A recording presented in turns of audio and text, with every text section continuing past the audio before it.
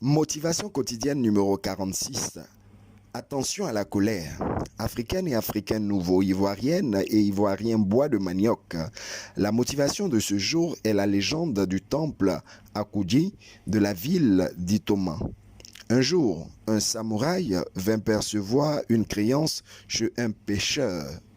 Désolé, lui dit celui-ci, mais l'année a été très mauvaise pour moi et à mon grand regret, je n'ai pas de quoi vous rembourser. Prompt à céder à la colère, le samouraï tige son épée pour le tuer sur place. Mais le pêcheur réfléchit vite et ose lui dire « J'ai étudié les arts martiaux et mon maître enseigne qu'on ne doit jamais frapper sous l'empire de la colère. » Le samouraï le regarde une minute, puis baisse lentement son épée. « Ton maître est un sage, dit-il d'une voix calme. Le mien avait l'habitude d'enseigner la même leçon. Parfois, ma colère l'emporte sur moi. Je te donne 1 an de plus pour rembourser ta dette. Mais s'il manque un seul centime, sois sûr que je te tuerai. » Le samouraï rentre chez lui. Il arrive très tard dans la nuit.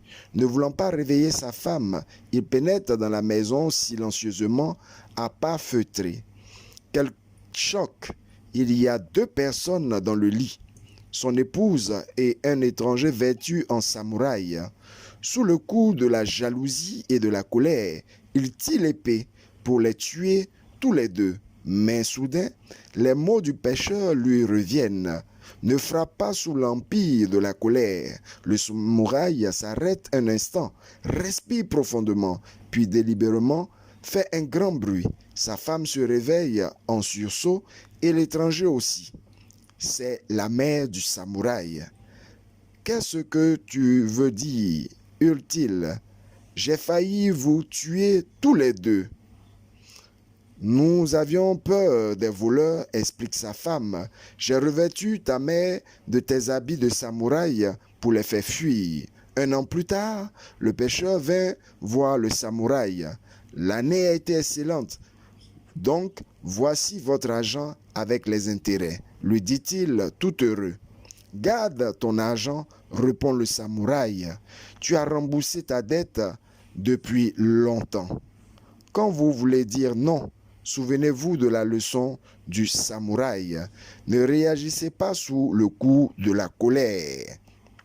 Un proverbe africain dit « Ne prends jamais de décision sous l'effet de la colère, sinon tu te mordras les doigts. » C'était ton coach, Paul Blanchard-Raquet, influenceur au naturel, bois de manioc.